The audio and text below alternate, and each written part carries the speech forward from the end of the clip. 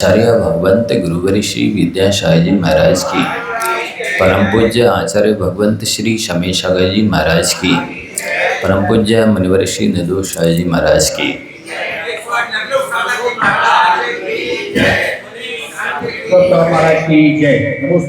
ओम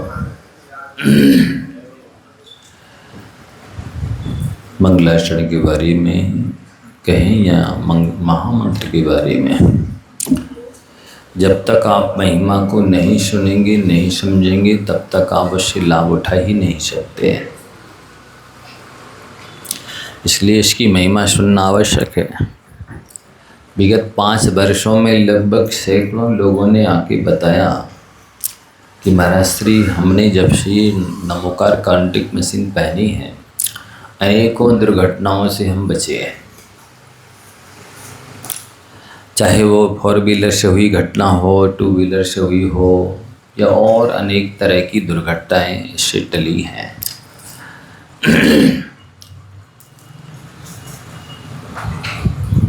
कई लोग कहते हैं ये काउंटिंग मशीन हम ले रहे हैं तो कोई निर्माल्य का दोष तो नहीं लग रहा है, तो आप निश्चिंत रहें, इसमें कोई निर्माल्य का दोष नहीं है। देने वाले दे रहे हैं, आप तो देते जाइए जितने भी लेने वाले हों। हम आपसे कुछ लेने नहीं आए, देने आए हैं। और देना हो तो वो आपकी बात है, आप खरीद के ला के बुलवा के भी दे सकते हैं। तो इसमें निश्चिंत रहें। और कोई अधूरे मंत्र पढ़ने का भी कोई दोष नहीं कि पढ़ते पढ़ते नींद लग गई है तो कोई दोष लगेगा, ऐसा भी नहीं है। इसमें तो जितना श्रद्धा विशुद्धि एकाग्रता से आप पढ़ेंगे उतना लाभ आपको होने वाला ही है। एक घटना और मैं सुन रहा हूँ, कैसे कैसे लोगों ने लाभ उठाया है। अब दुर्भाग्य ये है कि लोग सुनते नहीं हैं, समय पर आते नहीं हैं। हम बता भी दें तो वो उससे लाभ नहीं उठा पाते, क्योंकि वो सुन नहीं पाते, उन्हें मालूम नहीं होता है। प्रसंग है उस समय का, जब हम लोग पूज्य आचार्य गुरुदेव के साथ कुंडलपुर में विराजमान थे। एक लड़का हमारे पास आया और कहने लगा, महाराज हमें आशीर्वाद दे दो, हम बहुत परेशान हैं। वो सातों व्यसन करता था, किराए के मकान से रहता था और बहुत कर्ज था उसके सिर पर। तो हम उस समय भी नमोकार मशीन दे रहे थे लोगों को कुंडलपुर में आचार्य देव के सामने। काउंटिंग मशीन भी दे रहे थे, 1 लाख माला का नियम दे रहे थे। तो मैंने उससे भी बोला कि 1 लाख माला का नियम ले लो। बोलता है, महाराज जी हम तो 9 बार भी नमोकार नहीं पढ़ते, आप लेकर हमारे लाख माला की बातें कर रहे हैं, हम क्या करेंगे। मैंने कहा, गुरु के पास आए हो तो गुरु की बात मानो, तुम्हारी सारी समस्याएं दूर होंगी, एक दिन भगवान बनोगे। उसको बात जम गई, मान ली बात उसने, और 1 लाख माला का नियम ले लिया। वो टाइम है उस समय कि जब पहला कोरोना आया था, जब लोग एकदम सैनिटाइज होकर के सब चीज़ें यूज करते थे और एकदम सेपरेट रहते थे, दूरी बनाकर रखते थे, मास्क वगैरह पहन के रखते थे, और प्रायः दुकानदारी सब बंद सी हो गई थी। उस समय का वो लड़का लेके गया और उसने जाप करना शुरू किया। 2, 5, 10, 15, 20, 25, 50, 100, 125, 150 माला फेरी उसने, 24 घंटे कोई काम नहीं। तो हमने उसको 1 लाख माला का नियम दिया था, उसने 5 साल के भीतर 2 लाख मालाओं का जाप कर लिया, 2 करोड़ 16 लाख मंत्रों का जाप किया। अब हुआ ऐसा, हम नहीं जानते थे, अभी इस महावीर जयंती को वो बीना में आया। बोला, महाराज श्री आप मेरे गुरुदेव हैं, मैं आपके पास कुंडलपुर आया था, आपने मुझ में ऐसी समस्याओं से घिरा था, सारी व्यसन करता था, मैं किराए के मकान से रहता था, बहुत सारा कर्ज मेरे ऊपर था, मैंने आपसे आशीर्वाद मांगा। आपने मुझे नमोकार माला का 1 लाख माला का नियम दिया। पहले तो मैं नहीं ले रहा था, लेकिन आपने कहा नहीं ले लो, गुरु के पास आओ हैं, बात मानो, तुम्हारी सारी समस्याएं दूर होंगी, एक दिन भगवान बनोगे। मैंने ले लिया नियम, जाके मैंने 100, 150, 200 माला तक भेरी, रात और जब ज़्यादा माला फेरो तो परीक्षाएं भी होती हैं। बोले मेरा माथा भारी होने लगा, चकराने लगा। मैंने आपको स्मरण किया और करता रहा। हुआ ये कि लगभग 2-2.5 साल में ही मेरी स्थिति सुधर गई सारी, कर्जा उतर गया। और ये स्थिति हुई कि 5 साल हुए हैं लगभग, अभी सारा कर्जा उतर गया है। मैंने 10 करोड़ की तो बिल्डिंग बना ली है। 50 करोड़ का मैं आसामी हो गया हूँ महाराज आपके आशीर्वाद से। मैंने जैसे ही बिल्डिंग बनाना शुरू किया, मेन स्थान पर थी, चौराहे पर जहाँ भी हो, मुरैना का है वो लड़का, उसका नाम और नंबर भी मेरे पास है। आप चाहें तो उसको बुला के और ख़ुद उसके मुंह से भी सुन सकते हैं क्या उसके साथ घटना घटी। तो उसने बताया, जो अभी महावीर जयंती पे आया था बीना, वो आपको सुना रहा हूँ कि महाराज माथा चक्कर आया तो आपके नाम लेकर के हम करते रहे। और इसके बाद में स्थिति ये हुई कि मैंने 5 साल में 2 लाख माला कर ली। और ये है अब स्थिति। जैसे ही मैंने बिल्डिंग बनाना शुरू किया, तहसीलदार ने स्टे लगा दिया। मैंने एक श्रीफल पार्श्वनाथ भगवान के सामने भेंट किया और आपको स्मरण किया कि गुरुदेव आपको ही काम करना, मैं कुछ भी नहीं करूँगा। स्थिति ये हुई, दूसरे दिन तहसीलदार खुद आया कि भैया तुम अपना मकान बनाओ। मैंने अभी तक बहुत स्टे लगाए हैं, लेकिन कल से जब से आपके मकान पर स्टे लगाया है, रात भर नींद नहीं आई। और आप कोई दिक्कत आए तो मुझे बताना। बोले आप तो अपना काम करो। ऐसा अतिशय महान चमत्कार है इस महामंत्र की माला का। और उसने जो है ना, आप कहता है महाराज हमें पैसा नहीं चाहिए, इतना पैसा हो गया है, अब केवल पेन कापी लेके बैठते हैं, अपने आप सारे काम होते हैं। अब दूसरी दुख इस बात का है कि हमें माला फेरने का टाइम नहीं मिलता। और अब मैं नहीं फेर पा रहा हूँ, आपसे फिर से नियम दे दीजिए तो हो जाएगी भी माला। और फिर से 1 लाख माला का नियम लेके गया है।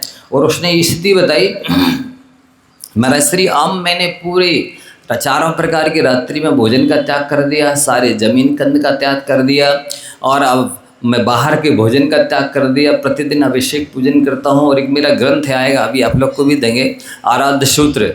बोले मैं उसका स्वाध्याय कराता हूँ लोगों को, और लगभग 200-300 लोगों को तो मैंने ही बोले 1 लाख माला का नियम दे दिया है। आपके आशीर्वाद से सब ठीक है, मुझे कोई कमी नहीं है। ऐसा मुझे उसने बताया, मैं तो पहचानता नहीं था। तो उसने बताया कि ऐसा ऐसा हुआ है हमारा श्री। और जब वो आया एक दिन बीना, दोपहर में मैं क्लास ले रहा था, उसने अपने मुख से सुनाया तो सैकड़ों महिलाओं ने प्रतिदिन 100 माला 50 माला भेजने का नियम लिया। कि ऐसी महिमा महामंत्र की है, ये तो हमें पता ही नहीं था। बस वस्तुतः जो लोग दूसरे यहाँ झाड़ने फूकने वालों के यहाँ जाते, नीम हकीम खतरे जाम बोलते भी जाते हैं और जाते भी जाते हैं, और यहाँ वहाँ रागी देशी कामी क्रोधी देवी देवताओं के पास भी जाते हैं, और वहाँ पर अपनी मनौती रखते मनाते हैं। वस्तुतः आपके पास महामंत्र क्या है? ये तो कल्पवृक्ष है, ये कामधेनु है, ये पारस पत्थर है, ये दिव्य रसायन है। ये इसकी उपमा चिंतामणि पार्श्वनाथ क्या चिंतामणि रत्न किससे कहें? ऐसा है ये महामंत्र, सारे मनोरथों की शुद्धि करने में सक्षम महामंत्र है। तो ऐसे हमारे पास बहुत सारे लोगों ने आकर के प्रतिक्रिया बताई है, इसकी महिमा बताई है कि महाराज हमने तो इससे लाभ ही लाभ उठाया। तो ये मैंने कहा, जो मोक्ष देने वाला महामंत्र है, उससे यदि स्वर्ग मिल जाए तो कौन सी आश्चर्य की बात है। जिससे फसल अनाज मिलता है, उससे गेहूँ मिलता है, तो भूसा और ये प्यार तो मिलता ही है। कोई व्यक्ति खेती करता है, जिससे अनाज मिल रहा है, तो वो प्यार और भूसा तो मिलता ही है। जिस वृक्ष से फल मिलते हैं, उस वृक्ष के नीचे जाने से छाया और ठंडी हवा तो मिल ही जाती है। ऐसी इसकी महिमा है, श्रद्धा करने की आवश्यकता है। आप सब भी बहुत लाभ उठा सकते हैं, लोग सुनते ही नहीं है, दुर्भाग्य है, करें क्या। यदि ये प्रवचन सारे सुन ले ना, तो 24 घंटे इस काउंटिंग मशीन को पहन के रखें, 1 मिनट के लिए छोड़े नहीं। ऐसी इसकी महिमा। और आगे पढ़ते जाइए, देखो मैं क्या बता रहा हूँ। आचार्य पूज्यपाद महाराज जी का नाम सुना आप लोगों ने? तत्वार्थ सूत्र राज एक ग्रंथ है, जो सबसे पहला सूत्र ग्रंथ है। उस सूत्र ग्रंथ पर सबसे पहले यदि किसी आचार्य भगवान ने टीका की है, संस्कृत में टीका, तो उसका नाम है सर्वार्थ सिद्धि। और उन्होंने मन की शुद्धि के लिए समाधि तंत्र और इष्टोपदेश के आध्यात्मिक ग्रंथ लिखे हैं। वचन की शुद्धि के लिए जैन ने एक व्याकरण लिखा है। काय की शुद्धि के लिए एक आयुर्वेद का ग्रंथ भी लिखा। कहते हैं उनके पास ऐसा लेप था जो वो पैरों से लगाते थे तो आकाश में जलते थे। ऐसी रिद्धि जैसी थी उनके पास में। बहुत त्यागी तपस्वी ज्ञानी थे। तो उन महाराज ने क्या लिखा है भगवान की स्तुति करते हुए, आप सबको ध्यान से सुनने लायक है। आवाल्याजन देव देव भवतः श्रीपादयो सेव्या सेवा सत्य विनीय कल्पलतया कालोद्य यावत गता त्वां तस्या फल मर्तये तदुना प्राण प्रयाण क्षणे तन्नाम प्रतिबद्ध वर्ण पठने कुंठो मम। हे भगवान, मैंने यदि जन्म से लेकर आज तक आपके श्री चरणों के दर्शन पूजन भक्ति की है, आवाल्यात यानी बाल्यकाल से लेकर आपके श्री चरणों की भक्ति से, तपस्या से, त्याग से, शास्त्रों के पढ़ने से, लिखने से, जितना भी जन शासन की सेवा करने से पुण्य संचित हुआ है, उसके बदले में मैं क्या चाहता हूँ? स्वर्ग, भोगभूमि, विद्याधर का पद, कोई महापुरुष का पद नहीं। मैं कुछ नहीं चाहता, केवल इतना चाहता हूँ कि जिस समय मेरे कंठ से प्राण निकले तो आपका नाम मेरे कंठ में हो। सोचिए, वो इतने बड़े आचार्य ये कह रहे हैं कि यदि मरते समय कंठ में नाम रहा आपका तो मुझे संसार में, तीन लोक में किसी भी चीज़ की कमी नहीं रहेगी। ऐसा उन्होंने मांगा है। मात्र अंत भला सो सब भला, अंतिम यदि भला हो गया तो सारा भला माना जाता है। दिन भर का भूला, जैसे कहते हैं ना, शाम को घर आ जाता तो भूला नहीं माना जाता। और आगे क्या लिखते हैं, देखो, आपको महिमा जब तक पता नहीं होगी शास्त्र के प्रमाण सहित, तब तक आप उससे लाभ नहीं उठा पाएंगे। आपको क्या चाहिए है, इसमें क्या क्या देने की क्षमता है, पता होना चाहिए ना। तो पूज्यपाद महाराज जी लिख रहे हैं, एक उनका एक महाराज जी ने 13 भक्तियाँ लिखी हैं।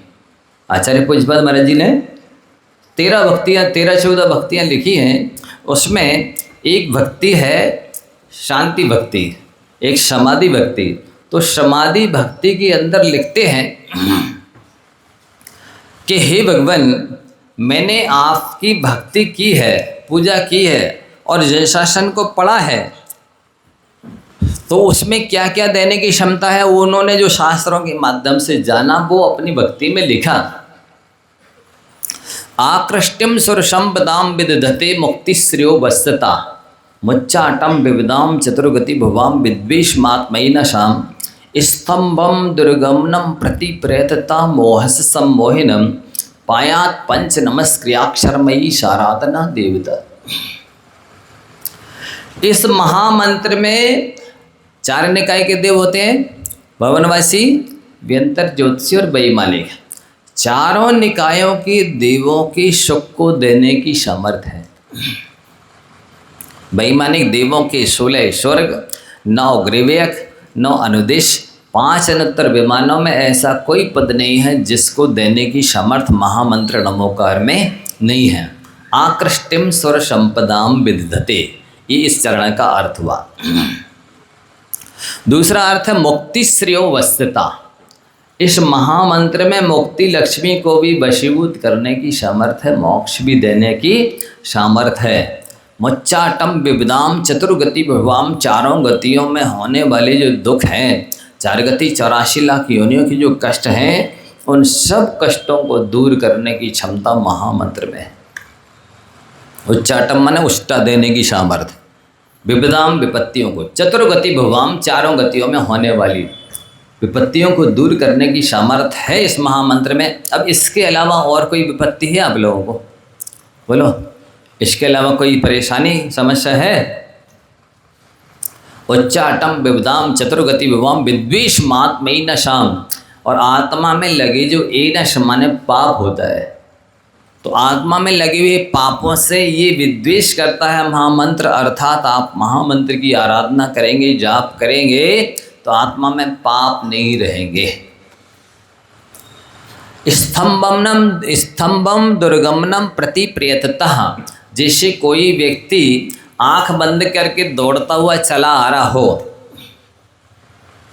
और उसके रास्ते में एक बहुत लंबा चौड़ा गहरा गड्ढा है और वो उस गड्ढे में गिरने ही वाला है और उस गड्ढे के पहले कोई स्तंभ हो, उस स्तंभ को कोई व्यक्ति पकड़ ले तो फिर गड्ढे में गिरेगा? बोलो, नहीं गिरेगा ना। तो ऐसे ही आपने 4 गति 84 लाख योनियों में रहते हुए बहुत सारे अज्ञान से, प्रमाद से पाप किए और आप अब उस पापों का फल भोगने के लिए नरक जाने वाले हैं। तो कहते हैं ये नमोकार मंत्र रूपी स्तंभ को पकड़ लेंगे तो फिर नरक रूपी गड्ढे में नहीं गिरेंगे। स्तंभम दुर्गमनम प्रति प्रयतता, जितनी भी दुर्गतियां हैं उन किसी भी दुर्गति को आप प्राप्त नहीं होंगे, ये गारंटी ले रहे हैं। मोहस्य सम्मोहनम, और इस महामंत्र में ऐसी भी कैपेसिटी है, ऐसी भी क्षमता है कि मोह को भी मोहित कर देता है। जो मोहित 3 लोक के अनंत अनंत प्राणियों को मोहित किए हुए है, उस मोह को भी मोहित करने की यदि क्षमता किसी में है तो वो है महामंत्र। पायात पंच नमस्क्रियाक्षरमयी देवता, ये जो पंच नमस्कार क्रियाक्षयी देवता महामंत्र है, नमोकार मंत्र है, जिसमें 5 पद हैं, ये सब जीवों की रक्षा करने में समर्थ है। अब इसके अलावा कोई विपत्ति समस्या और हो, ये कोई डिमांड तो आप लोग बता दो। बोलो, है कि नहीं महाराज जी? हमारी तो एक डिमांड और है, वो इसमें तो बता ही नहीं है कि इसको भी वो पूरी कर सकता है कुछ? बोलो। मतलब ऐसी महामंत्र की महिमा है और इस जीव से कैसे कैसे, इस महामंत्र से कैसे कैसे जीवों ने लाभ उठाया, एक कहानी सुनाता हूँ। जो ग्रंथों में, पुराणों में आचार्यों ने लिखी है वो कहानी है, मेरा चिंतन नहीं है। मैं इस तरह से उपन्यास लिखने वाला कोई लेखक नहीं हूँ, काल्पनिक, ये ऐसी काल्पनिक कहानियाँ भी सुनाने वाला मैं नहीं हूँ। तो लिखा है, भारत क्षेत्र के आर्य खंड में एक, कौन सा नगर है? सौरीपुर नाम का नगर है। वहाँ पर अंधक वृष्टि नाम के राजा राज्य करते थे। उस सौरीपुर नगर के बाहर एक गंधमादन नाम का पर्वत है। उस पर एक सुप्रतिष्ठित नाम की मुद्राज ध्यान कर रहे थे। उनके लिए किसी एक सुदर्शन नाम के देव ने घोर उपसर्ग किया। उपसर्ग को विजय करके मुनिराज को केवल ज्ञान हो गया। केवल ज्ञान हुआ तो अंधक वृष्टि राजा उनकी दर्शन वंदना करने के लिए गए। दर्शन पूजन वंदन करने के बाद उन्होंने पूछा, भगवान आपके ऊपर इस देव ने उपसर्ग क्यों किया? मैं जानना चाहता हूँ। अब सुप्रतिष्ठित केवली भगवान की दिव्य ध्वनि कीर्ति है, वो बताते हैं कि भरत क्षेत्र के आर्य खंड के और कांचीपुर नामक नगर में 2 सेठ रहते थे। एक का नाम था सूरदत्त, एक का नाम था सुदत्त। कौन रहते थे? 2 सेठ रहते थे, एक का नाम था सूरदत्त और दूसरे का नाम सुदत्त था। वे दोनों मित्र थे। ये तो और मिलकर के विदेश में व्यापार करने के लिए, धन कमाने के लिए गए। बहुत सारा धन कमा करके लाए और जैसे ही वो नगर में प्रवेश करने लगे तो उन्हें पता चला कि कोई सेल टैक्स, इनकम टैक्स का ऑफिसर आया है। तो उस टैक्स ना देना पड़े इस भय से उन्होंने गांव के बाहर ही गड्ढा खोदा और सारा माल, पैसा जो भी कमा के लाए थे, सोना चांदी सब उसमें गड़ा दिया। सेल टैक्स से, इनकम टैक्स से बचने के लिए ऐसा किया था, लेकिन उनको गड्ढा करके गाड़ते हुए धन को किसी ने देख लिया। अब ये दोनों जैसे ही गाड़ के गए, उधर पीछे से उसने आकर के सारा माल निकाल के ले गया। अब जबकि अगले किसी दिन वे दोनों मित्र उस गड्ढे को खोदकर अपना माल निकालने के लिए आए तो उधर कुछ नहीं। अब जब कुछ नहीं मिला तो एक दूसरे पर शक हो गया। वो बोला तुमने निकाल लिया होगा, वो बोला तुमने निकाल लिया होगा, और आपस में विवाद हुआ, लड़ाई झगड़ा हुआ। इतने लड़े वो, इतने झगड़े कि एक दूसरे को मार के मर गए और मर करके प्रथम नरक में नारकी बन गए। प्रथम नरक में जाकर के उन दोनों ने वचनातीत कष्ट भोगे, और जब वहाँ प्रथम नरक की आयु पूरी हुई और वहाँ से निकली तो दोनों मेढ़ा बन गए। जानते मेढ़ा? गाड़ा मेढ़ा, भेड़, हाँ गाड़ा बोलो, मेढ़ा बोलो, भेड़ बोलो, तो वो बन गए। अब हुआ ऐसा कि पिछले जन्म के बैर के संस्कार से आपस में पुनः लड़े। कौन लड़े?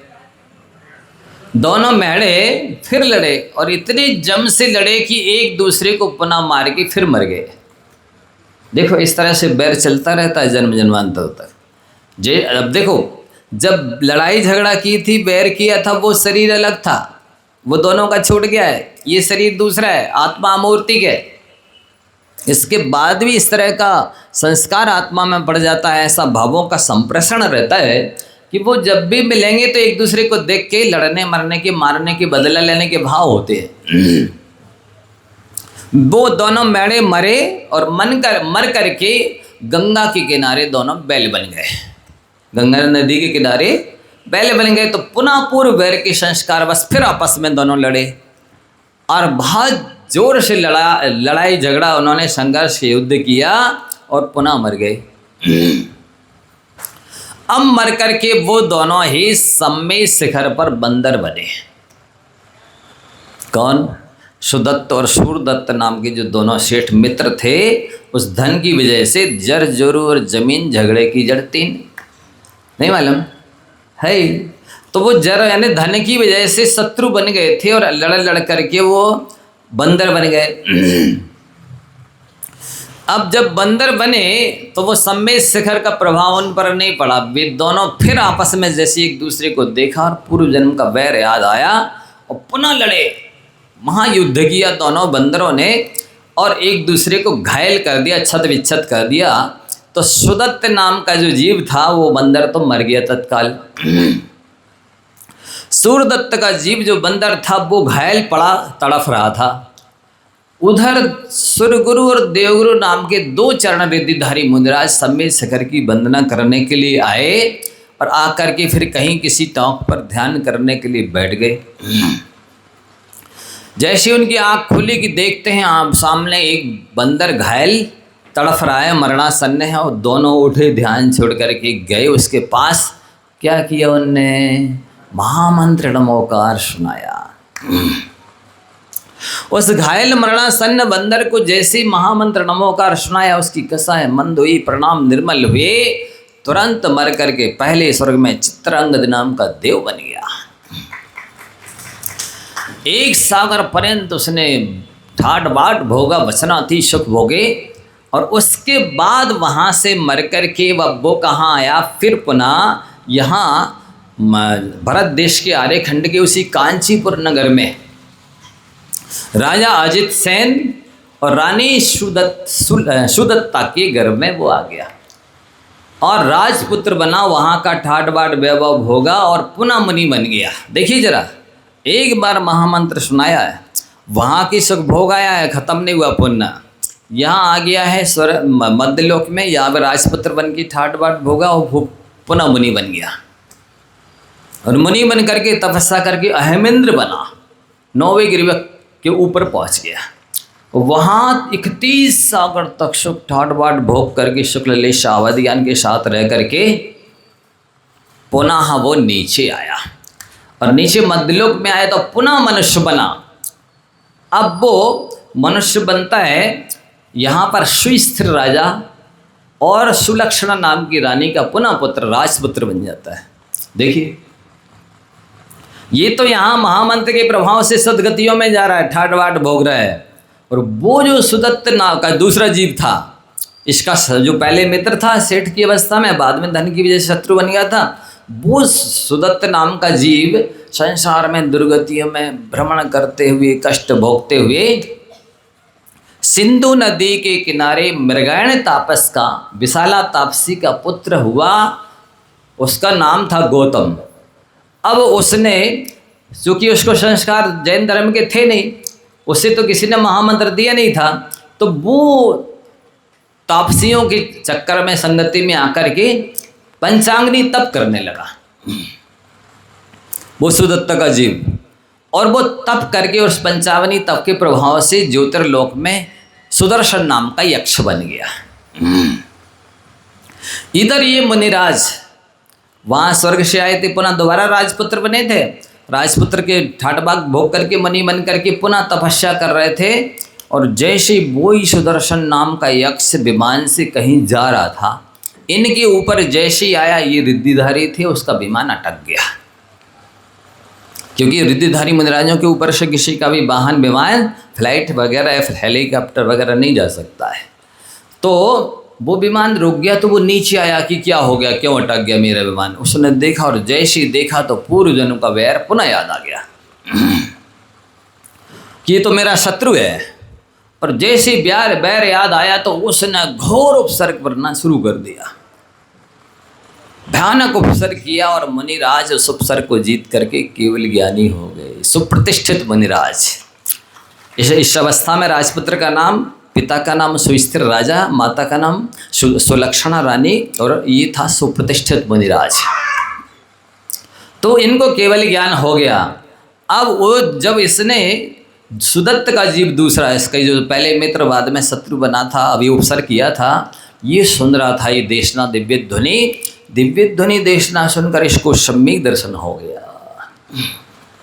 देखो ये जीव जब भी कभी सुलझेगा, देवशास गुरु का आलम्बन लेकर, सहारा लेकर, माध्यम लेकर के ही सुलझेगा। सम्यक दर्शन ज्ञान चारित्र आदि प्राप्त करेगा, स्वर्ग मोक्ष में श्रेष्ठ स्थान प्राप्त करेगा। इसके बिना देवशास गुरु का आलम्बन लिए बिना तो इसका कभी उद्धार संभव है ही नहीं। तो हमारा आप लोगों से कहना है कि इस महामंत्र की महिमा देही। कहाँ वो सेठ था, बाद में बैर करके लड़ करके नरक में गए, वहाँ के कष्ट भोगे और भ्रमण कर रहा था। कितने बार जन्म मरण किया, मेढ़ा, फिर बैल, फिर बंदर और अनेक तरह स्थावर की योनियों में कष्ट भोगे। एक ने दूसरे ने महामंत्र के प्रसाद से सदगतियों को पाया। जब बंदर जैसा जीव महामंत्र के प्रसाद से केवल ही बन सकता है आगे 2-4 भवों में चल करके, फिर जो मनुष्य श्रद्धा विशुद्धि एकाग्रता से महामंत्र की जाप करे उसको क्या नहीं मिलेगा, आप बताइए। ऐसी महिमा इसकी है। और आप लोग स्वयं एक और मार्मिक दृष्टांत देता हूँ इसलिए आप समझ सकें क्या महामंत्र होता है, क्या पुण्य पाप होता है, और क्या परोपकार का फल होता है, क्या सत्संगति का फल होगा। ये आदि बातों पर दृष्टि प्रकाश पड़ेगा, आपको समझ में आएगा, दृष्टि जाएगी। रोज पढ़ते हैं आप लोग कि ये नागिन अधोलोक स्वामी, हरो मान तू देते को हो अकामी। क्या पढ़ रहे हैं? बेजो मरुभूति वायुभूति नाम के 2 भाई, और छोटा भाई वायुभूति सदाचारी गुणवान था, और मरुभूति बड़ा भाई दुराचारी था। उसकी शादी हुई नहीं, छोटे की हो गई शादी। अब एक दिन छोटे भाई की पत्नी को देख कर के कामासक्त हो गया, और वहाँ पर गार्डन में, बगीचे में, कुंज में, निकुंज में उसको किसी बहाने अपने मित्र के द्वारा बुलाया और उसके साथ बलात्कार कर लिया। ये खबर दूसरों के द्वारा राजा तक पहुँच गई, और राजा ने उसको बुलाया दंडित करने के लिए। बड़े छोटे भाई ने दिव्य कहा, नहीं मेरा भाई गलत नहीं कर सकता है, किसी ने झूठी शिकायत कर दी होगी। लेकिन राजा था, उसको तो खबर मिली थी। उसने उसे कालामुँह करके गधे पर चढ़ा करके दंडित किया, अपमानित किया। तो वो अपमानित होकर के अब कुछ नहीं था, तापसों की संगति में गया और वो तपस्वी बन गया और बड़ी शिला उठा करके तप कर रहा था। इसको पता चला कि अरे राजा ने मेरे भाई को दंडित कर दिया है, तो वो क्षमा मांगने गया। वायुभूति छोटा भाई, मरुभूति बड़े भाई से कि पूज्य, मैंने नहीं चाहता था कि आपको कोई सज़ा दे राजा, और राजा ने दूसरों के कहने से सज़ा दे दी है, मैं आपसे क्षमा चाहता हूँ। जैसी उसके चरणों में झुका छोटा भाई, और उसने बोझ से ला उसके ऊपर पटक दी। वो मर करके स्वर्ग में देव हुआ, और ये मर करके नरक चला गया। तो इस तरह से एक भाव में नरक गया, वहाँ से निकल कुट साहब मरा। ये वहाँ छोटा भाई स्वर्ग में गया, वहाँ की सक बुक किया, यहाँ पर राजपुत्र बना। उसने फिर उसको डस लिया कि फिर नरक में गया, 5वें नरक गया, वहाँ के कष्ट बचनातीत भोग करके पुनः निकला। सिर बन गया। यहाँ वो स्वर्ग से आए, राजपुत्र बने, मणि दीक्षा ली, उस सिर ने खा लिया। फिर वो 5 में नरक गया, ये स्वर्ग गए। फिर वहाँ से स्वर्ग के भोग सुख भोग करके आया पार्श्वनाथ का जीव, छोटा भाई मरुभूति, ये नरक के कष्ट भोग करके आया। फिर निकला वहाँ से भील बन गया, ये पुनः स्वर्ग से आए, राजपुत्र बने, ठाट बाट भोग करके पुनः मुनि दीक्षा ली, ध्यान कर रहे थे, वो भील बना। कमठ का जीव देखते ही पूर्व भाव का प्यारा याद आया और उसने मार दिया, मरकर भील सप्तम नरक गया। ये स्वर्ग में अहमेंद्र बन गए। तो ये ऐसे 10 भाव तक चलता रहा, किसका? कमठ और पार्श्वनाथ का। सोचिए कौन से कर्म किए थे कमठ पार्श्वनाथ के जीव ने कि कभी तो बदला नहीं लिया। इसके बाद भी वो सताता रहा और बदला लेता रहा। फिर साथ ही 10वें भाव में पुनः जब ये पार्श्वनाथ बने, तीर्थंकर प्रकृति की सत्ता इनके अंदर आ गई। वो कमठ का जीव था इस भाव में, ज्योतिषी देव था। अब पार्श्वनाथ तीर्थंकर के भाव में सवारी से जा रहे थे, एक बार हाथी से सवारी सैर करने के लिए। रास्ते में क्या देखते हैं? कोई तापसी पंचाग्नि तप कर रहा है। उनके किसी सेवक ने पार्श्वनाथ भगवान की कहा कि भगवान ये भी देखो कैसी तपस्या कर रहा है, चारों ओर आग लगी है, ऊपर से सूरज तप रहा है और बीच में बैठ कर के तपस्या कर रहा है। पार्श्वनाथ बोलते अज्ञानी का कैसा तप। उसके कान में पड़ गए ये शब्द, बोला ओम।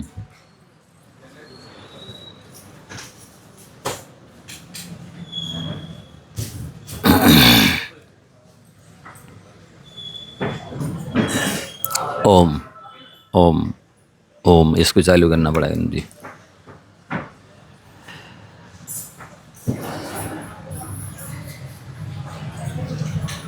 ओम।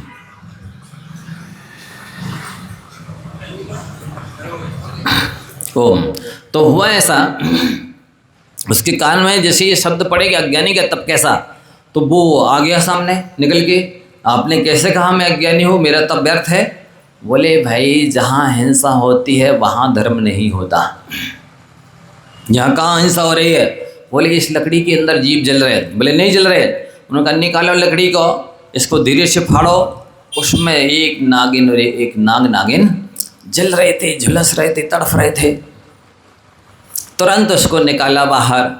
अब बचाना संभव नहीं था, इतनी प्रतिशत 70% लगभग जल चुके थे, झुलस चुके थे, तो मर चुके, मतलब दुर्दशा को प्राप्त हो चुके थे। पार्श्वनाथ भगवान ने क्या किया? नमोकार मंत्र सुनाया। क्या सुनाया? नमोकार मंत्र सुनाया। अब उस समय सुन लो माता बहनों, उस नागिन ने कुल्ला नहीं किया था, दहाया नहीं था, क्योंकि नागिन तो जो मेंढक आदि जीव जंतुओं को पकड़ पकड़ खाते हैं। कि कोई नाश्ता दे आती है आप लोग हैं, पोहा जलेबी दे के आते हो, क्या खाते हैं नागिन हैं?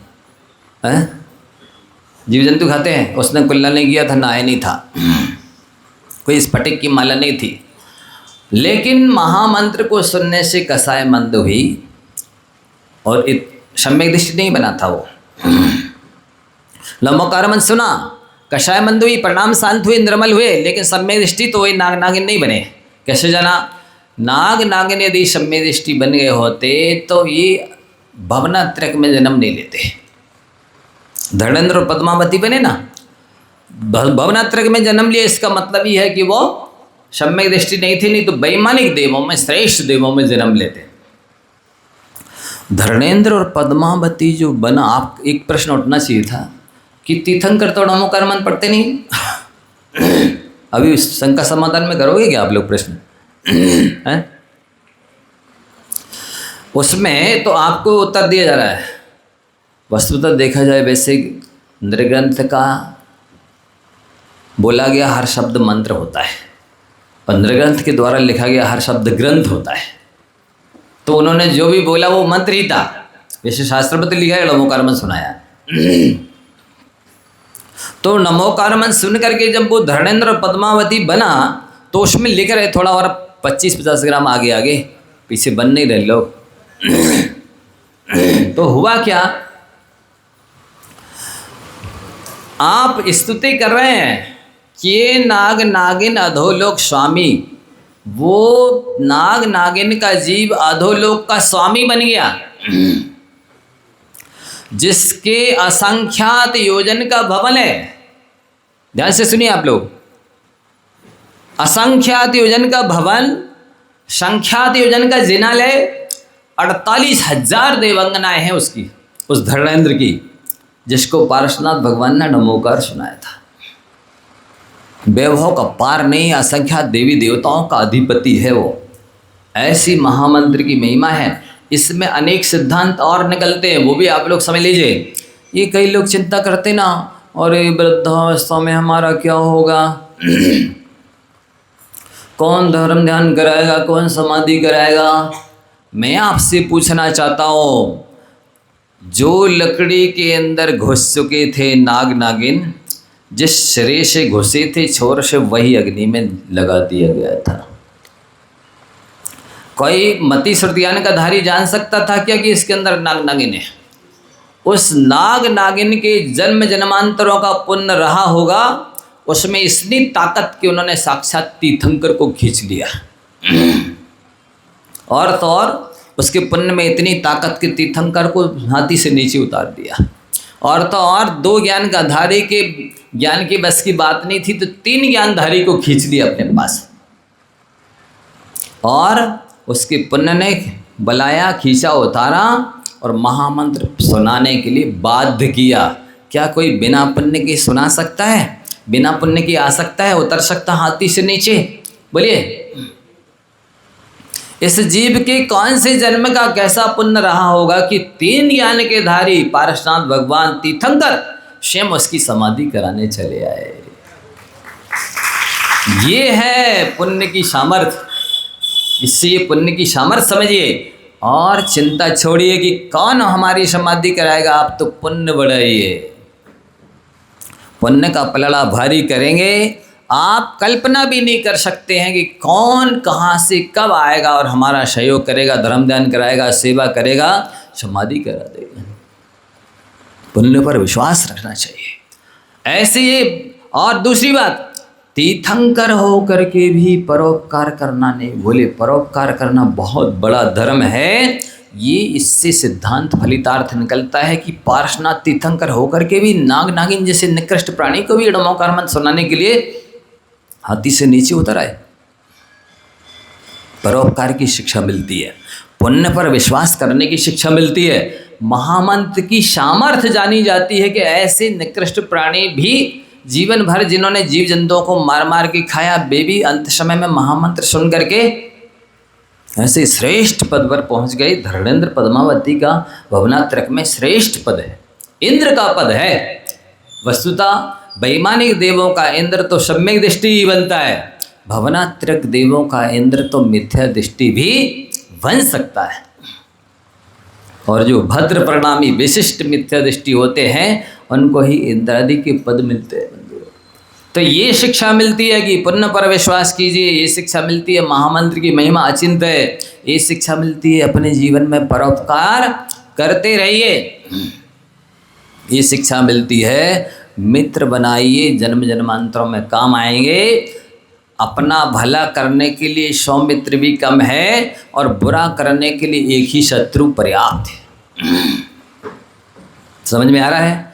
इसलिए किसी को भी ताड़ित करके, प्रताड़ित करके, अपमानित करके, तिरस्कृत करके, अवहेलना करके, किसी भी तरह से नीचा दिखा करके, मानसिक उत्पीड़ित करके किसी भी तरह कष्ट मत पहुंचाइए किसी को भी।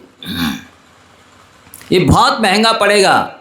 आप सोचिए 33 सागर तक नरक में रह के आया, इसके बाद भी वो भूला नहीं पार्श्वनाथ के जीव को, ये मेरा शत्रु है। क्या होता 33 सागर? एक सागर की गणना करने में माथा चकराता है, कल्पना नहीं कर पा रहे। एक समुद्र के पानी को सुई की नोक से दूसरे समुद्र के पानी में ट्रांसफर करना है,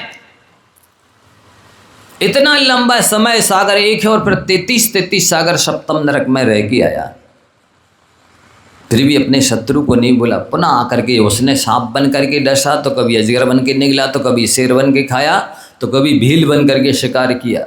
बदला लेता ही रहा। कितने बार सातवीं नरक गया, छठवीं नरक गया, पांचवीं नरक गया, तीसरे नरक गया, 33 सागर, 22 सागर, 17 सागर, 10 सागर की आयु तक कष्ट भोग के आया।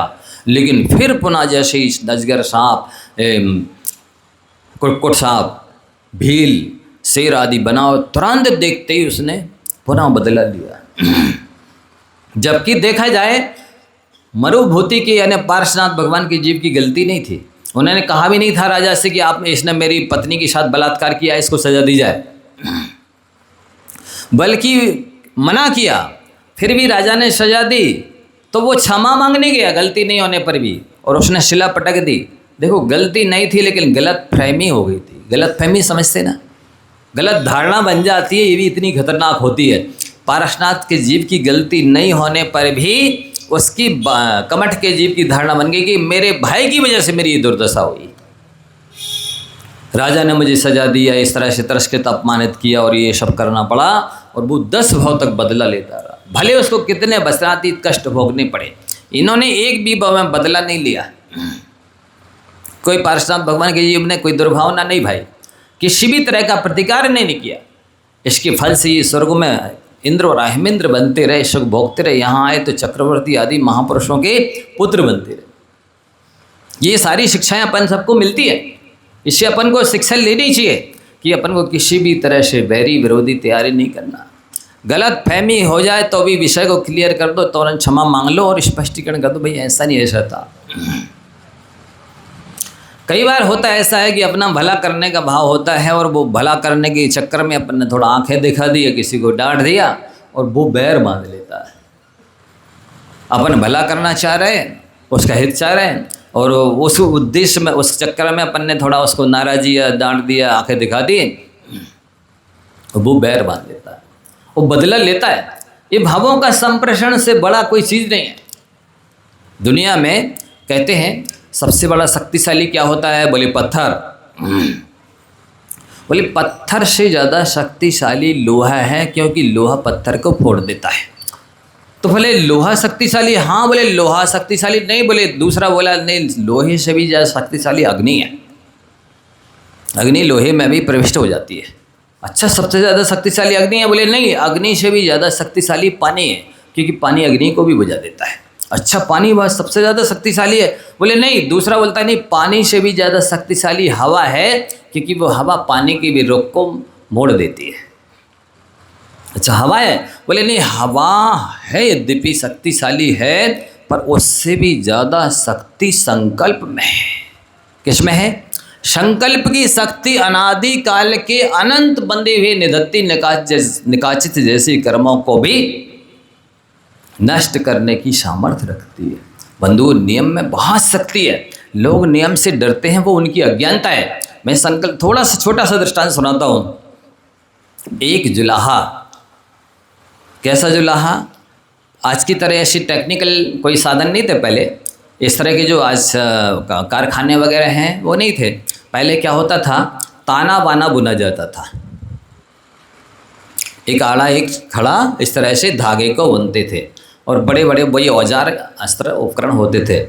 तो वो क्या करता, उसकी हैबिट कहें या परंपरा कहें या खोटी आदत कहें, जो भी कहें, शौक कहें, वो क्या करता, इस तरफ रखता दारू का पौवा, एक घुट दारू पी और सेट करते करते करते करते राउंड लगाया, उस साइड पहुंचा, वहाँ रखता था मांस। सो एक गिलास मांस खाया और वहाँ से सेट करते करते आया, इधर आया, फिर एक घूट दारू पी। इस तरह से दिन भर उसका काम चलता। इधर एक घूट दारू पीना, उधर एक घूट, एक गिलास मांस खाना। किसी ने कहा, दिगंबर मुनिराज से शिकायत कर दी, नहीं, शिकायत नहीं कहलाती है। कहा महाराज से निवेदन कि महाराज ये तो नरक की तैयारी कर रहा है, इस तरह से दिन भर इसका चलता है, आप उपदेश दे दीजिए, इसका मान समुद्रा छड़वा दीजिए, अन्यथा ये नरक में तड़फेगा, अनंत काल तक दुख भोगेगा। महाराज तो दयालु होते हैं, उन्होंने समझाने की कोशिश की, भाई ये काम बुरा है, बताइए कितने अच्छे अच्छे व्यंजन हैं, मिठाई रसगुल्ला जलेबी, अच्छे से अच्छे फ्रूट्स हैं केले आम सेव इत्यादि, और अच्छे से अच्छे ड्राई फ्रूट्स हैं, काजू किशमिश बादाम आदि, अच्छी अच्छी चीज़ें हैं, तुम क्या है गंदगी मांस मूत्र खाते हो मल की तरह? अब अक्सर शुद्ध चीज़ें खाते हो, ये नहीं खाया करो, अच्छे अच्छे आइटम व्यंजन लिया करो, कौन सी कमी है, एक से एक ताकतवर चीज़ें हैं। नहीं महाराज, हम तो, हमारी आदत कह लो, शौक कह लो, हम नहीं छोड़ सकते भाई। अच्छा, एक आध दिन के लिए, एक सप्ताह में छोड़ सकते हो, संडे संडे जैसे आप लोग कहते हैं ना, या अष्टमी चतुर्दशी। नहीं महाराज, हम नहीं छोड़ सकते। अच्छा, कितनी देर के लिए छोड़ सकते हो, दिन भर में कितने घंटे खाते हो, उसके बाद कितनी देर तक? बोले नहीं, हम कोई नियम नहीं ले सकते, 1 घंटे को भी नहीं छोड़ सकते। महाराज तो महाराज थे, दयालु थे, कृपालु थे। उन्होंने कहा अच्छा एक काम करो, आप यहाँ से दारू पी के दोबारा यहीं आते हो, इसके बाद ही पीते हो ना दारू? बोले हाँ। तो एक काम करो, जब तक पुनः इसी स्थान पर ना आ जाओ तब तक के लिए दारू का त्याग कर दिया करो। हाँ, ये तो हो सकता है। और उसी स्थान पर ना पहुँच जाओ तब तक के लिए मांस का त्याग कर दिया करो। हाँ, ये हो सकता। नहीं, हो नहीं सकता है, नियम लेना है, महत्व नियम का है। कोई व्यक्ति पूरे जीवन एक घूंट भी दारू न पिए लेकिन त्याग नहीं करेगा तो उसको 12 महीने 24 घंटे पूरे जीवन दारू पीने का पाप लग रहा है, क्योंकि त्याग नहीं है। त्याग क्यों नहीं है? कभी जरूरत पड़ेगी तो, इसलिए तो पाप बंद हो रहा है। और नियम नहीं लेंगे तो पाप बंद होते ही रहेगा। तो नियम लेना जरूरी है। हाँ महाराज, ले लेंगे। उसने इधर दारू पी, दोबारा यहीं आने तक के लिए त्याग। उस साइड गया, एक ग्रास मांस खाया, यहीं आने तक के लिए मांस का त्याग। इधर दारू का त्याग हो गया था, इधर मांस का त्याग हो गया। देवियों की बात देखिए, इधर से इधर तक आया और उसकी आयु पूरी हुई, मर गया। मदरा मांस का त्याग करके मरा तो स्वर्ग में रिद्धिधारी देव हो गया। ये है नियम की सामर्थ्य, ये है संकल्प की सामर्थ्य। और सुनिए, मैं आपको बताता हूँ, व्यक्ति जो नियम लेने से डरता है उसकी महान अज्ञानता है, महाअज्ञानता, बिल्कुल अविवेक, पशुता है। उस नियम के महत्व को समझे। एक बार क्या हुआ, 2 मित्र थे, एक जैन था, एक जैनेतर था। मित्रता उनकी पक्की थी लेकिन धर्म के मामले में अपने अपने धर्म से वो कट्टर थे। हुआ ऐसा कि जो जैनेतर मित्र था उसके साथ क्या घटना घटी, उसने कहीं सुन रखा था, पहले इतना द्वेष, घृणा, ईर्ष्या, नफरत आदि नहीं थे। उसमें लिखा था, उसके शास्त्र में, जैनेतर शास्त्र में, हस्तिनापीड मानेपि ना गच्छे जन मंदिरम। यदि हाथी, इधर से आप जा रहे हैं, उधर से हाथी आ रहा है, रास्ता सकरा है, इधर उधर जाने की जगह नहीं है। यदि है तो इस साइड मद्रालय है और इस साइड वेश्यालय है। तो उन्होंने लिखा था कि यदि आप इधर से जा रहे हैं, उधर से हाथी आ रहा है, आजू बाजू में मद्रालय और वेश्यालय है, तो भले हाथी कुचल दे लेकिन भूल कर भी मद्रालय और वेश्यालय में नहीं जाना। आगे चल कर के लोगों ने जातिवाद की वजह से, ईर्ष्या द्वेष बस, उस हस्तिनापीड मानेपि ना गच्छे जन मंदिरम की जाके ऊपर 2 मात्राएं चढ़ा दी। अब अर्थ हो गया, हस्ती, यहाँ से आप जा रहे हैं, उधर से हाथी आ रहा है, इस तरफ जैन मंदिर है और इस तरफ जैन धर्मशाला है। जैसे यहाँ देशना हो रही, आप सभी भव्यजीव देशना मंडप में बैठे सुन रहे हैं, तो आपको हाथी भले को चल दे लेकिन भूल कर भी जैन देशना मंडप में और जैन मंदिर में नहीं चले जाना। ईर्ष्या, नफरत, देश और अज्ञान की वजह से उनको वेश्यालय और मद्रालय में जाने से परहेज नहीं रहा, जैन मंदिर और जैन देशना मंडप में जाने से परहेज हो गया। आप सब सुन रहे? ऐसा आगे चल कर के अज्ञानियों ने, ईर्ष्यालियों ने, द्वेष, नफरत आदि रखने वालों ने ऐसा अर्थ का अनर्थ कर दिया। जब उसने ये शब्द सुन लिए कि हाथी कुचल दे फिर भी जैन मंदिर और जैन धर्म से देशना मंडप में नहीं जाना, तो अब वो क्या करता, जब भी जैन मंदिर के सामने से निकलता तो देशना हो रही है तो ऐसे कान बंद कर लेता और दिख ना जाए इनके देवी देव भगवान, तो ऐसे नीचे मुड़ सिर करके चलता। एक बार ऐसे ही उपदेश हो रहा था और वो निकल रहा था, तो उसने तो ऐसे हाथ बंद करके जा रहा था कि अचानक उसका ध्यान बटा कि उसको पत्थर की ठोकर लग गई, उपट्टा जैसे कहते हैं, और वो गिरने को हुआ तो उसके हाथ से, कान से हाथ हट गए और जमीन में टिक गया बॉडी को संभालने के लिए। यदि भी वो बहुत जल्दी उठा और उसने तुरंत कान बंद कर लिए। लेकिन महाराज के एक दो शब्द तो उसके कान में पड़े गए कि देवों की परछाई नहीं होती। अब क्या करे, वो तो पड़ ही गया, कान में तो पड़ गया। अब हुआ ऐसा कि वो व्यक्ति काफ़ी दिनों से परेशान था और उसकी पत्नी को कोई व्यक्ति रूप बदल करके अरूप माने अदृश्य बन करके आता था और परेशान करता था। बहुत दिनों से परेशान था, उसने कई लोगों को दिखाया, झड़ा भूखी डॉक्टरों वैद्यों को, लेकिन वो ठीक नहीं हो रहा था। वो क्या करे, लेकिन उसके कान में जो एक शब्द पड़ गया था कि देवों की परछाई नहीं होती है, तो उसने कहा जिस समय वो परेशान करने के लिए आया कि देखो तो सही इसकी परछाई पड़ती है कि नहीं। तो हुआ ऐसा कि उसकी परछाई थी, तो उसने निर्णय किया कि ये कोई देव तो नहीं है। यदि देव होता तो उसकी परछाई नहीं होती, इसकी परछाई है, इसका मतलब है कोई अंजन लगा करके आंखों में आता है अदृश्य होकर के, ये कोई मनुष्य है। तो उसने किया क्या कि अपने घर में चारों कोनों में घटों में कंडे की आग भर दी, धुआं वगैरह, और पैक कर दी, उनके मुंह बंद कर दी कपड़े से, चारों कोनों में रख दिए और चारों कोनों में लोगों को छुपा दिया। और बीच में जो करेंच समझते हैं आप लोग कि माछ होती है जिसके लग जाए तो खुजलिया होती है, वो उसके फूल बिखेर दिए सूखे। पहले दिन आया तो वो चुरचुर की आवाज़ आई, पक्का हो गया कि मनुष्य ही है। दूसरे दिन उसने घट रख दिए धुएं वाले और वो फैला दिए फूल सूखे। अब वो आया तो पैरों से आवाज़ भी आई, पता चल गया आ गया। धीरे से जल्दी चारों घटों के मुख खोल दिए और एकदम धुआं फैला और चुरचुर की आवाज़ आई और धुआं लगने से आँख में उसने आँखें मली तो वो अंजन निकल गया।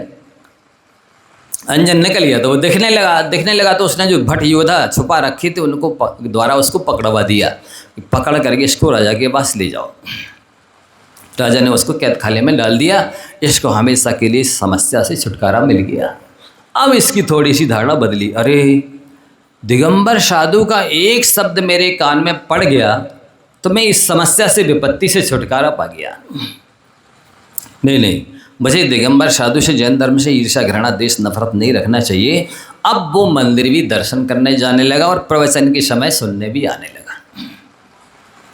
प्रवचन सुनने के बाद भव्यजीव नियम लेते हैं, पक्का है वो नियम का महत्व समझते हैं। तो अंत में वो भी गया, महाराज मुझे भी कोई छोटा सा नियम दे दो। महाराज ने कहा ठीक है, आज के बाद जिस चीज़ का जिस फल का नाम मालूम नहीं हो वो अजान फल नहीं खाना। हाँ ये तो चल जाएगा, जिसका नाम नहीं मालूम नहीं खाएंगे, इतने तो फल है। हुआ ऐसा कि वो जुआ खेलता था। सो एक रात जुआ खेलने गया था और वो ऐसी जगह बैठे कि पुलिस ने उनका पीछा किया। सो वो लोग सारे के सारे फड़ छोड़ करके इधर उधर जंगलों में भागे तो दूर तो निकल गए जंगल में, लेकिन अब उनके पास ना कोई ढंग से वस्त्र पहनने के लिए थे, ना पैसे थे, ना खाने के लिए कुछ भी था। भूख लगी। अब उसके मित्र बोले देखो एक वो वृक्ष दिख रहा है, उसमें बहुत सारे फल लगे हैं, चलो चलते हैं। पास में गए, एक फल उठाया, बहुत सॉफ्ट था, खुशबू बहुत अच्छी आ रही थी और उसका स्वाद भी अच्छा था, देखने में अच्छा लग रहा था। तो वो बोलता है इसका नाम क्या है। तुरंत उसको याद आया कि मैंने महाराज से नियम लिया, जिस फल का नाम मालूम नहीं होगा वो मैं नहीं खाऊंगा। तो उसने कहा नाम से क्या लेना, पेट भरना है, मुझे नहीं मालूम नाम, मैं नहीं खाऊंगा। बोले तुम नहीं खाओ, हम लोग तो खाएंगे। उन सारे लोगों ने जैसे ही खाए तो वो सब मर गए। क्यों? वो था किमपाक फल विस्फल। इस फल की विशेषता है ये छूने में सॉफ्ट रहता है, खुशबू आती है, देखने में अच्छा लगता है, खाने में स्वादिष्ट लगता है, लेकिन खाते ही प्राण निकल जाते हैं। मर गए, ये बच गया। अब इसकी और दिगंबर साधु के प्रति श्रद्धा भक्ति बढ़ गई, जैन धर्म के प्रति प्रतिदिन समय से दर्शन करने प्रवचन सुनने आने लगा। और फिर दूसरे दिन प्रवचन सुना, प्रवचन के उपरांत पूरा नियम लिया तो महाराज ने कहा हाँ ऐसा देखो, वो जो अजान फल का नियम है ना, वो इसलिए है कि जिस भी चीज़ का नाम मालूम नहीं हो वो अभक्ष मानी जाती है। उस अजान फल की तरह, किमपाक फल की तरह अभक्ष मानी जाती है। जैसे आजकल आप लोग फास्ट फूड खाते हैं, ये अजान फल की तरह अभक्ष है। वैसे आप नेट में इंटरनेट में देखेंगे, मोबाइल में, इनका बायोडाटा मिल जाएगा कि इनमें कितने किस चीज़ की किस जानवर की हड्डी है, वसा है, चर्बी है, खून है, क्या क्या मिलाया गया है, सब उसमें लिखा रहता है। और नहीं भी मिले तो जब तक पता ना चले ये अभक्ष होते हैं। वस्तुतः ये खाने से ही कई लोगों को मोटापा बढ़ रहा है, किसी को थायराइड हो रहा है, किसी को कैंसर हो रहा है, किसी को टीबी हो रही है, किसी को शुगर हो रहा है। ये किसी अनेक तरह की बीमारियां जो फैल रही है ना, ये फास्ट फूड की देन है। ये होटल ढाबा का जो अपरिचित भोजन है ना, जिसमें ये टमाटर सॉस वगैरह हैं, कौन कौन से ड्रग्स हैं, कौन से स्वादिष्ट बनाने के लिए मसाले डाले जाते हैं, मांसाहारी होते हैं, अशुद्ध अवक्ष होते हैं, अमर्यादित होते हैं, ये आप लोग खाते हैं। तो एक तो ये अवक्ष है, स्लो पॉइजन है, इनडायरेक्ट में मांसाहार है। इसको खा करके आप पुण्य क्षीण कर रहे हैं, स्वास्थ्य खराब कर रहे हैं और नरक की तैयारी कर रहे हैं। तो ऐसी जो भी अजान फल जैसी ये चीज़ें हैं खाने वाली, डिब्बा बंद, पैकेट बंद, बोतल बंद जो भी है, ना खाने चाहिए, ना खिलाने चाहिए, ना बच्चों को अनुभव खाने की अनुमोदना करनी चाहिए। ये उस अजान फल की तरह ये उपदेश इससे अपन को मिलता है। आज से आप सभी को भी अपना भला चाहते हो, स्वास्थ्य चाहते हो, पुण्य चाहते हो, सदगति चाहते हो, तो ये अजान वस्तुएं जितनी भी हैं फास्ट फूड को आदि लेकर, आप चाहे नूडल्स बोलो उसके लिए, चाहे बेकरी बोलो, चाहे फास्ट फूड बोलो, चाहे कोल्ड ड्रिंक्स बोलो, ये सब अवक्ष शुद्ध मर्यादित हैं। इससे आपका जीवन आधे से आधा खत्म हो रहा है। 100% की बजाय में 25% जीवन जी पा रहे हैं और सारा पुण्य नष्ट हो रहा है और आधे से ज़्यादा धन आपका दवाइयों में खर्च हो रहा है। दूसरा नियम लिया कि हम कोई भी काम करेंगे उसके पहले 7 कदम पीछे हटेंगे। ये इतनी सारी लाइट जल रही है, आवश्यकता तो नहीं, क्या हाल हो रही है आप देख ही रहे हैं। तो क्या हुआ कि वो नियम दे दिया गया कि कोई भी काम करो पहले 7 कदम पीछे हटो। मतलब ये है कि कुछ भी काम करने के पहले सोचना चाहिए क्या हानि है, क्या लाभ है, क्या गुण है, क्या दोष है, ये सारी चीज़ें समझनी चाहिए। तो हुआ ऐसा, उसने नियम ले लिया कोई भी काम करेंगे, गलत करें चाहे सही, पहले 7 कदम पीछे हटेंगे, इसके बाद करेंगे। ऐसा करना क्यों? इसलिए कि तब तक सोचने समझने के लिए अवसर मिल जाएगा। हुआ ऐसा कि वो जुआरी तो था ही, अगले दिन पुनः जुआ खेलने के लिए गया। जुआ खेल करके वो रात को लगभग लौटा 12:30 बजे। तब तक इसकी माँ और पत्नी वगैरह सो चुके थे। सब इसने कहा क्यों डिस्टर्ब करें, जाने के लिए दरवाज़ा खिड़की ऐसी थी कि उसने धीरे से जाके अंदर प्रवेश तो कर गया, लेकिन जैसे ही प्रवेश किया तो क्या देखता है कि मेरी पत्नी के साथ कोई पुरुष सो रहा है। तुरंत गुस्सा आया, उसने तलवार निकाली कि ना रहेगा बांस ना बजेगी बांसुरी, दोनों का ही काम तमाम कर देना चाहिए। जैसी तलवार गर्दन पर चलाने वाला था कि उसको याद आई, अरे महाराज ने बोला था कोई भी काम करो गलत काम करने के पहले तो विशेष रूप से 7 कदम पीछे जाना है, जिससे कि पता चले कि हम क्या करने जा रहे हैं, इसका क्या फल होगा, करना चाहिए कि नहीं करना चाहिए। जैसे वो गिन के 1 2 3 ऐसे गिन के 7 कदम पीछे जा रहा था, इतने में उधर से आवाज़ आई, मम्मी थोड़ा किसको गर्मी लग रही है। तो ये शब्द उसके कान में पड़े। अरे मम्मी, पास में आके गौर से देखता है तो एक में उसकी माँ थी, दूसरी उसकी पत्नी थी। उसने दोनों को जगाया, ये क्या बात है? तो उनने बताया आज हम लोग रात में ड्रामा खेलने के लिए गए थे, तो मम्मी ने पुरुष का रोल किया, हमने महिला का रोल किया और आकर के थक गए थे, तो सोचा अब सवेरे कपड़े उतारेंगे, मुंह धोएंगे, ऐसे सो जाओ। सो वो मूछें बनी रह गई, कुर्ता पैज इत्यादि पुरुष की वेश पहने रह गई। अरे महाराज ने नियम दिया था कि 7 कदम पीछे हटना, इसके बाद ही कोई काम करना। ये नियम नहीं दिया होता तो मेरी पत्नी गर्भवती है, पत्नी बच्चा और माँ तीनों प्राणी मर जाते, मेरी तो गृहस्थी बर्बाद हो जाती और श्रद्धा दृढ़ हो गई जैन धर्म के प्रति, नियम संयम के प्रति आस्था बढ़ गई। अब उसने नियम लिया कि नहीं, अब तो मैं नियम अवश्य बढ़ाऊंगा। मुनिराज मेरे उपकारी हैं, ये तो जो कुछ कहते हैं मेरे कल्याण के लिए कह लेते हैं, ये हितैषी हैं, ये शुभचिंतक हैं, ये गुरु हैं, ये गार्जियन हैं, इनकी बात नहीं टालनी चाहिए। अगले दिन पुनः गया, देखिए जरा, अब उसने एक नियम लिया। महाराज ने कहा कि जो भी निर्माल्य है, देवता के लिए जो भी चीज़ चढ़ा दी जाती है वो निर्माल्य हो जाती है, वो कभी नहीं खाना, नियम ले लो। ठीक है, नियम ले लिया। अब वो जुआड़ी तो था ही, अगले दिन पुनः जुआ खेलने के लिए गया, पुनः किसी पुलिस ने पीछा किया, फिर भागे, जंगल में पहुंच गए दूर। अब सवेरा हुआ, दिन निकला, भूख लगी तेज, अब खाने के लिए कुछ नहीं, क्या खाएं, कहाँ जाएं। भटकते भटकते एक जंगल में मंदिर दिखा उन्हें, चलो मंदिर चलते, देखते वहाँ कुछ मिलेगा।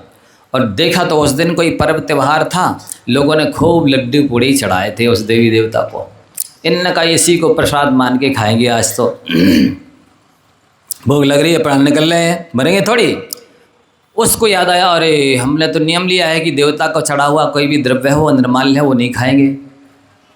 उसके साथी बोले तुम मत खाओ, हम तो प्रसाद खा रहे हैं, मरेंगे नहीं, भूख लग रही है। सब ने खाया और खाते भी मर गए। इसने कहा ये तो द्रव्य है, जिन लोगों ने चढ़ाई होगी तो अच्छी श्रेष्ठ द्रव्य ही चढ़ाई होगी, इसमें ऐसा क्या है कि खाते ये मर गए। अब उसने विचार करते करते उस मंदिर की परिक्रमा लगाई। मंदिर के पीछे जाके देखा एक विशाल जहरीला नाग वहाँ पर ऐसे बैठा था। वो जहरीला नाग यहाँ से निकल गया था नैवेद्य के ऊपर जहर छोड़ते हुए। अब उससे लगा देखो नियम लिया था, मेरे फिर प्राण बच गए, 4 बार प्राण बच चुके मेरे। और उसने जा कर के अब तो इतनी श्रद्धा भक्ति बढ़ गई साधु के प्रति, नियम संयम के प्रति, जैन धर्म के प्रति। जाको बोला भगवान आप मुझे अपनी शरण में ले लीजिए और अपने जैसा बना लीजिए। और वो आगे चल के साधु बन करके उसने अपनी आत्मा का कल्याण कर लिया। बंधु कहाँ व्यसनी था, व्यभिचारी था, बिगड़ा हुआ था, जैनेतर था, और कहाँ नियम संयम के बल पर वो मोक्ष को प्राप्त हो गया। वस्तुतः जो नियम संयम से डरते हैं या तो उनको नरकायु बन गई है। शास्त्र में लिखा है चत्तारी भी खेताइम आओ बंदड़ होय सम्मतम अनुबद महाबदाई न लाई देवाउगम बोतुम। देवायु को छोड़कर यदि किसी कोई खोटी आयु का बंद हो गया है तो वो व्यक्ति एक भी जरा भी नियम नहीं ले सकता, क्योंकि नियम ले लेगा तो स्वर्ग में ही जाएगा और उसको तो बंद गई खोटी आयु, तो वो नियम संयम नहीं ले सकता। तो आप लोग यदि डर लग रहा है तो ऐसा हो सकता है कि आयु बंद गई हो खोटी। अन्यथा नियम, और ऐसा नियम है इसमें नियम भी है और टूटने का डर भी नहीं है। 1 लाख माला का नियम दिया जा रहा है, आपने नियम लिया है, आप कर भी रहे हैं, आपकी भावना है हम पूरा करेंगे, आयु पूरी हो जाएगी तो पूरा 1 लाख माला का नियम का पुण्य मिल रहा है, घाटे का सौदा है ही नहीं। और कभी कम करो, कभी ज़्यादा करो, कभी बिल्कुल ना कर पाओ तो भी नियम नहीं टूटते, आप डर किस बात का है। तो निश्चित है कि या तो आपका सुगति बन गई है या आप कल्याण नहीं करना चाहते हैं। इसलिए इतने आगम के प्रमाण देने पर और फल महिमा बताए जाने के बाद भी आप नहीं ले पा रहे। तो जो भी अभी नहीं लिया है 1 लाख माला का नियम लेकर के श्रद्धा विशुद्धि एकाग्रता से पढ़ें, जपें, लिखें और इस श्रद्धापूर्वक करें, आपका कल्याण होगा। तीर्थंकर प्रकृति का बंद होता है। अभी तो मैंने महिमा थोड़ी सी बताई है, इसकी महिमा बहुत है, नहीं समझे। इस महामंत्र की महिमा बताना बहुत जरूरी है, क्योंकि पंच परमेष्ठी की श्रद्धा ही सम्यक दर्शन और उनकी भक्ति सेवा पूजा आहार विहार निहार कराना ही उनकी दर्शन विशुद्धि है। इसलिए तो आवश्यक है, इन नास्तिकों को आस्तिक बनाना जरूरी है। नरसिंहपुर के तो सब आस्तिक ही होंगे, पर बात बता रहा हूँ ये नरपशु जो है ना, जैन धर्म में जन्म लेकर के भी इससे फल नहीं उठा रहे, लाभ नहीं ले रहे, इसलिए बताना जरूरी है। आप सब जो सुन रहे हैं, जो लोग नहीं आ पा रहे हैं उनकी तो मजबूरी की बात अलग है, पर जो महत्व नहीं देते क्लास प्रवचन को, उन नरपशुओं को समझाइए कि ये महिमा है जैन धर्म की। पशु जैसे निकृष्ट प्राणी, नाग नागिन जैसे कितने दृष्टांत दे जोगा, अभी सैकड़ों दृष्टांत देंगे, कम से कम 1 दर्जन तो दे ही देंगे, चिंता नहीं करना, गिनते जाना कितने दिए दृष्टांत जब से लेकर के अब तक 1